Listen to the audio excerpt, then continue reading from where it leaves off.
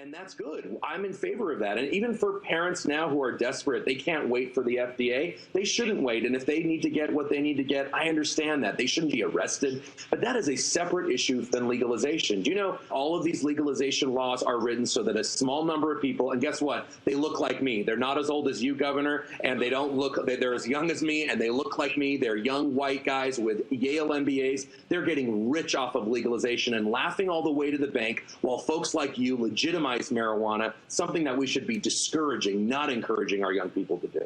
Well, Dr. Sabet, I want to thank you very much for sharing your perspective on this.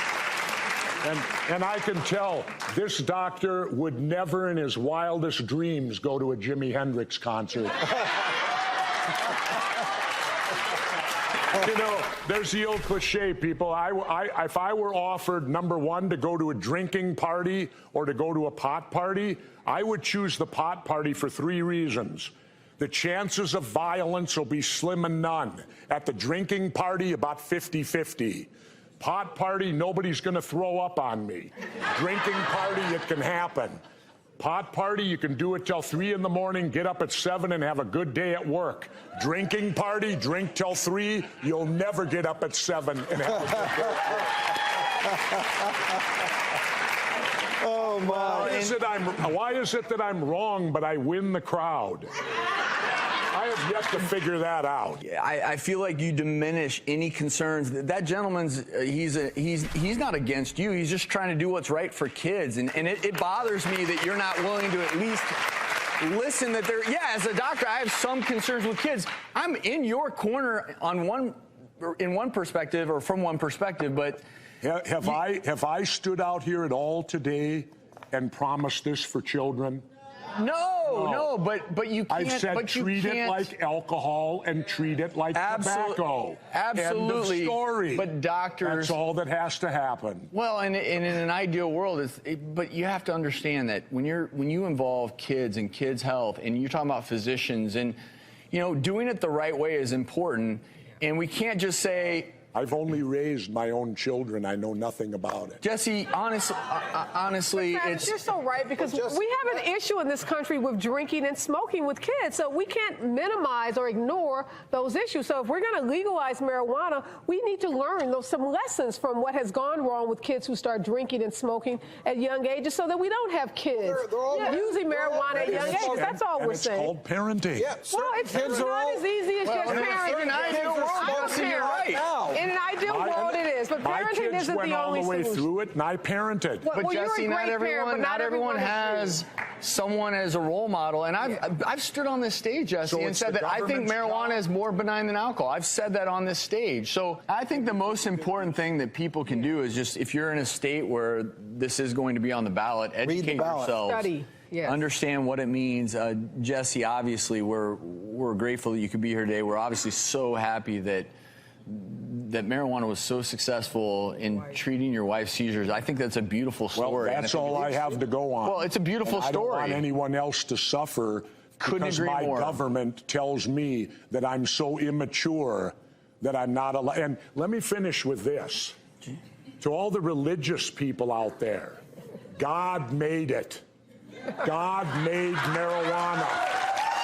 Now, who are we to destroy what God has created? Jesse, who put us on this pedestal? I feel like I'm back in the 60s. Yeah. Jesse, you should go into politics. Hey, is it not true? And marijuana was here before we were. Jesse, thank you so much. We got to go, but thank you so much for being with us. We really appreciate it. We'll be right back. It's estimated now that nearly 60% of people in the U.S. support legalizing marijuana. That's up from just 30% a decade ago. However, the smoke is not cleared when it comes to pot's stigma. I want you to look at some of these ads we uncovered from yesteryear highlighting the purported dangers of marijuana. Question is, was there ever any truth to some of these claims that marijuana is a dangerous gateway drug? Joining us now is Karen O'Keefe, the director of the Marijuana Policy Project, and addiction expert Paul Auchterlonie, who have different opinions on this, because we do want to discuss this claim that marijuana could be a gateway drug to everything from cocaine to meth to heroin, now that it has become more ubiquitous in certain states. California was just legalized recreationally. So I want to ask, Karen, I'll bring you into the conversation first. What are your thoughts on some of the reported risks and it being a potential gateway to other drugs? Sure.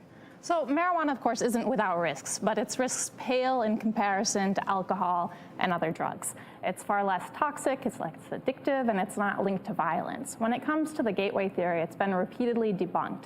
What can be a gateway, though, is keeping marijuana illegal. So there are people that would never use certain dangerous illegal drugs, like PCP, that have got marijuana on the illicit market from somebody else, and because it wasn't tested, because they didn't know where it came from, they've been exposed to drugs that they never would have used voluntarily. And so, Paul, I want to bring you in because you do deal with addicts on a regular basis. What are your thoughts with the legalization of marijuana and whether or not it could indeed be a gateway?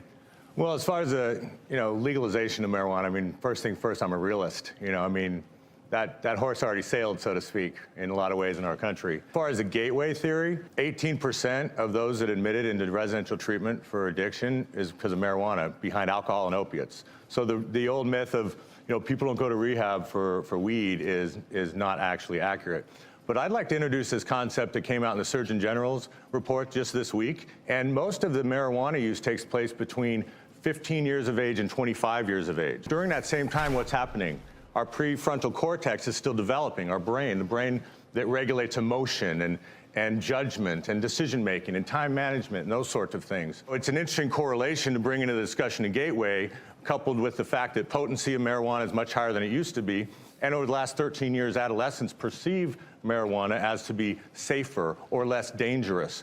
So, the summary of my argument is adolescents think it's safer and they use it earlier and it's more okay to use. So I would appreciate if, the other side of the aisle would at least, focus on the harmful effects that it can have, around areas, not violent, not like they're, chewing people's face off, like with the, bath salts and some of the crazy stuff we've seen in the media the last few years. It's a dream killer. It's a goal attainer killer. People are, there's a reason why you can't manage your time and complete tasks and, those sorts of things.